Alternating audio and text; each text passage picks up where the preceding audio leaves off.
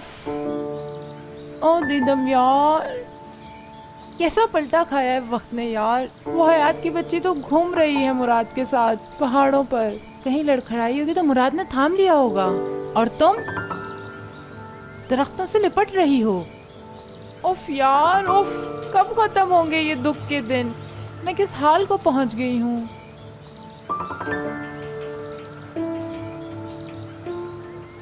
लो भाई, मेरे लिए भी कोई आ गया।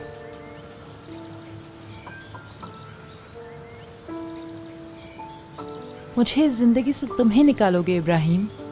तुम्हारी हयात को भी देख लूंगी बाद में।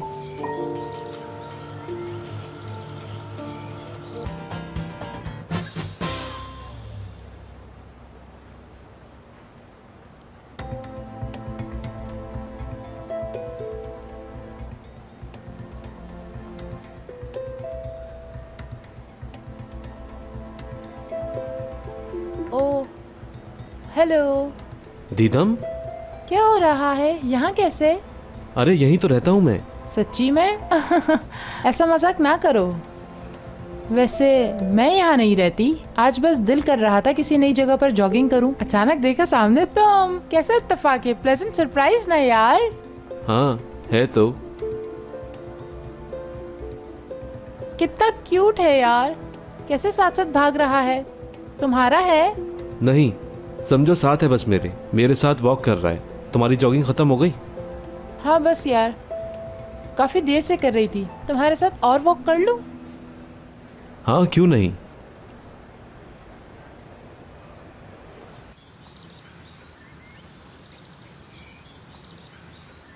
यानी ब्रेकअप की वजह ये थी कि मुराद को दूसरी लड़की मिल गई तो मैं उसे बुरी लगने लगी। हाँ, दूसरी मिल गई तो पहली को छोड़ दिया। बहुत तकलीफ दे है दीदम। इंसान लेकिन ऐसे ही बदल जाते हैं। वक्त के साथ फीलिंग चेंज हो जाना गलत नहीं। फिर ये होता है कि कुछ नए इमोशंस पुरानों की जगह ले लेते हैं। इसीलिए अच्छे अच्छे ताल्लुकात टूट जाते हैं। मुराद के साथ ये मामला नहीं, कुछ और है। बल्कि वो इंसान ही ना रहे बहुत जल्द। क्या मतलब? कुछ ऐसा है, उसमें बहुत सी अच्छी क्वालिटीज थी जिनमें से कुछ शायद अब भी हों, लेकिन अब वो बहुत तेजी से नेगेटिव हो रहा है। बदला लेने वाला मुराद बन गया है। एक्साइटमेंट है उसका मसला। बहुत से लोग हैं ऐसे दुनिया में।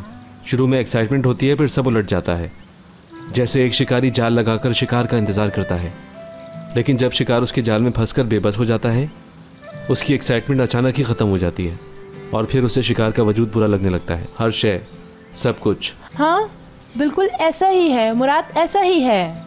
यानी अब देखो ना, हयात के लिए पार्टी अरेंज कर रहा है, रोमांटिक बातें कर रहा है, उसे प्यार से देख रहा है, मगर हयात से जैसे ही शादी होगी कैसे बिहेव करेगा फिर उसके साथ। मैं जानता हूँ हयात एक समझदार लड़की है। वो कभी ऐसा नहीं होने देगी अपने साथ। मैं भी जानती हूँ मुराद को, वो किसी को भी दिल से निकालने में 1 मिनट भी नहीं लगाएगा।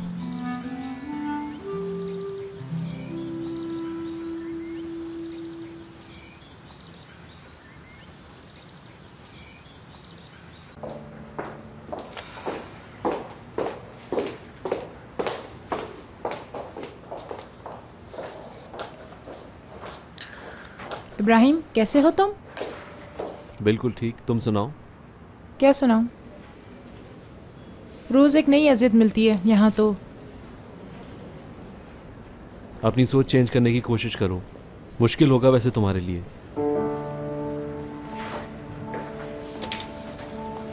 आज भी वही हुआ जो काफी दिनों से हो रहा है।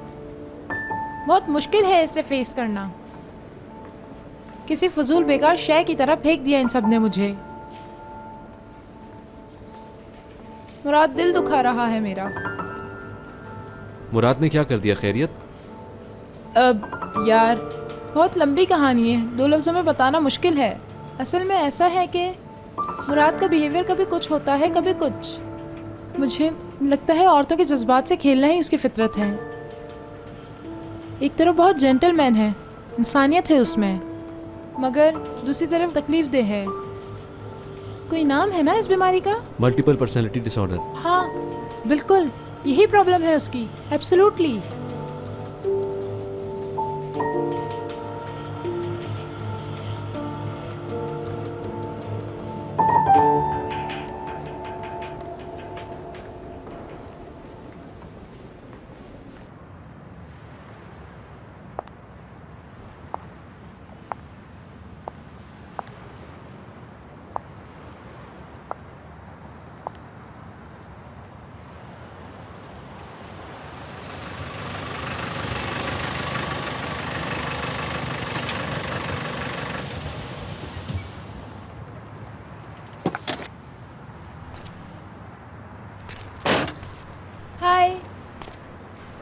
यार इतनी रात को तकलीफ देने के लिए मुझे माफ़ कर देना। कोई मसला नहीं, बल्कि आई एम सॉरी थोड़ा लेट हो गया। सर्दी तो नहीं लग रही? थोड़ी बहुत, मगर कोई प्रॉब्लम नहीं। चाहो तो वैन के अंदर बैठ जाते हैं, ठंड नहीं लगेगी। आ जाओ।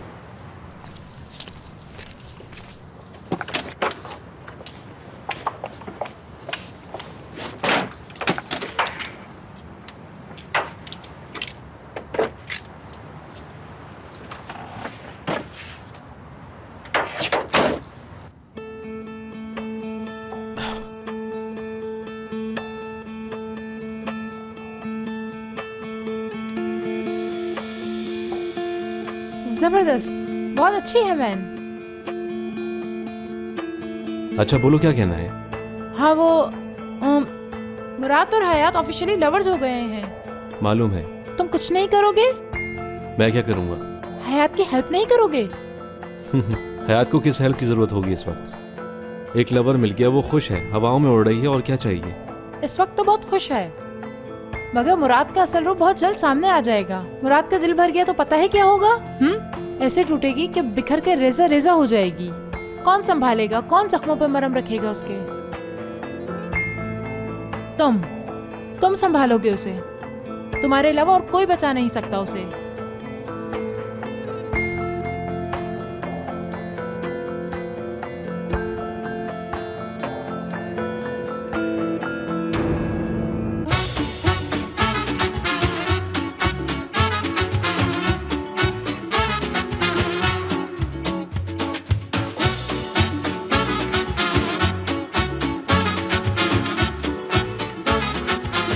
Aşk laftan anlamaz.